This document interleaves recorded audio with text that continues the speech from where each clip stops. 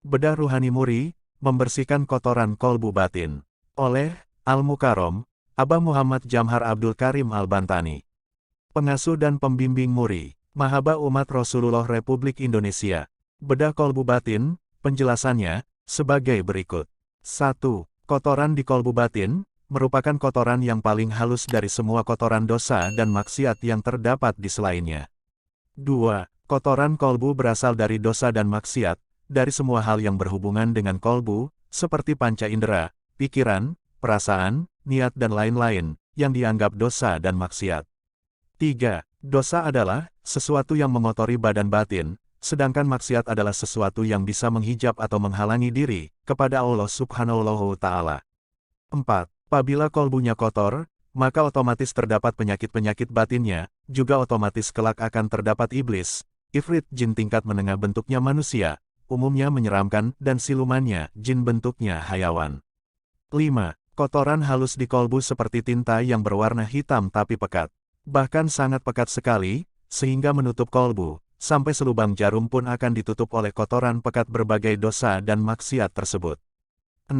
Adapun yang dimaksud kolbu yang keras atau kosyul kolbi yaitu, kotoran kolbu yang berwarna hitam pekat, lalu menutupi di semua kolbu, kemudian menumpuk, asbab berbuat dosa dan maksiat yang belum ditaubati, dan akhirnya mengeras, sebab kotoran tersebut ada yang masih samar, ada yang masih pekat lunak dan ada yang sudah pekat mengeras.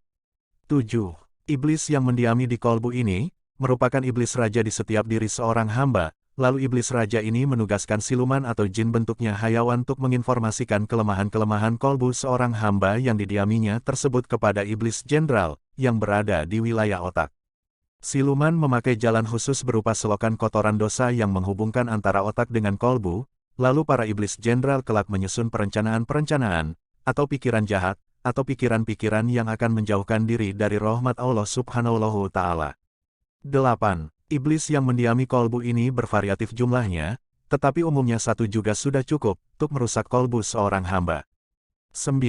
Kolbu batin terdapat 25 kerajaan iblis, dan daerah dada atau as-sodar, termasuk bagian dari wilayah kolbu, sebab masih sambungannya, sedangkan luas kolbu seperti luasnya benua Eropa, makanya apapun ada di kolbu.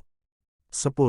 Kolbu batin letaknya di bagian jantung atau heart, yaitu, 2 jari di bawah payudara sebelah kiri, maka bila zikrullah ismu zat, atau talqin la ilaha illallah, agar fokus di titik kolbu ini.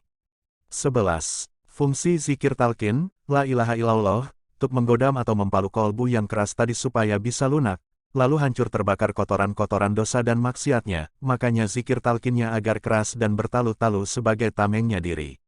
12. Sedangkan fungsi zikir ismu zat, Allah, Allah, Allah, untuk mengebor atau melubangi kolbu yang super keras tadi, agar tak kala bisa berlubang, nur yang terdapat di dalam kolbu bisa hadir atau muncul, memberikan kesadaran-kesadaran hidayah, pada kolbu dan diri seorang hamba. Maka itu agar dimatangkan zikir talqin terlebih dahulu, sebelum zikir ismu zat. 13. Kesulitan di dalam menggodam maupun mengebor kolbu ini, merupakan suatu ikhtiari yang terus agar dilakukan setiap hari dan setiap saat, sebab kolbu tersebut bisa menutup kembali lubang yang sudah dibor tadi, dengan segala perbuatan dosa dan maksiat setiap hari. 14.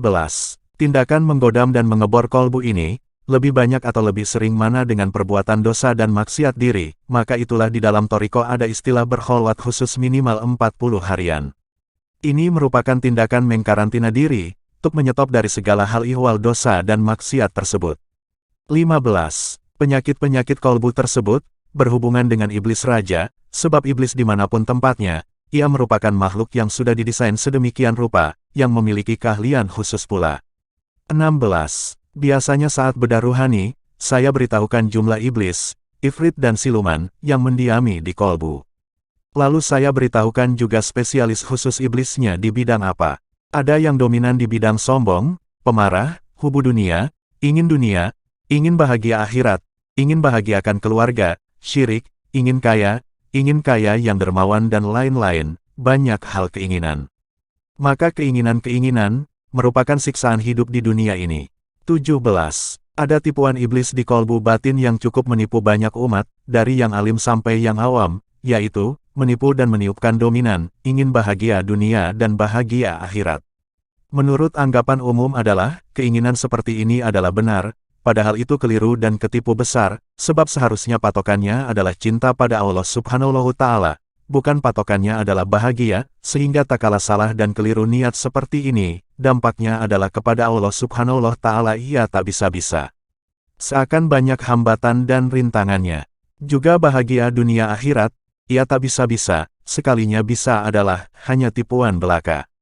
Sebab kunci patokan kebahagiaan itu, ada pada cinta Allah Subhanahu wa Ta'ala.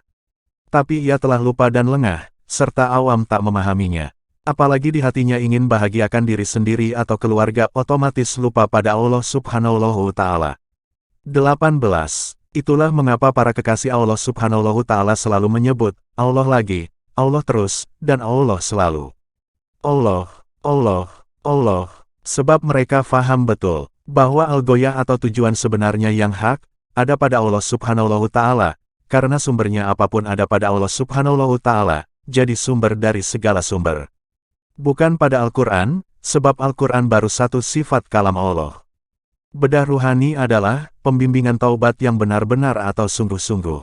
Maka itu, ketika mengikuti bedah ruhani muri, agar diniatkan untuk taubat kepada Allah Subhanahu wa Ta'ala. Bedah ruhani ini gratis, dan terbuka untuk umum. Daftarkan diri kalian segera, di nomor telepon atau WhatsApp, 081310850004. Semoga berkah, sehat, dan lancar jaya selalu. Amin.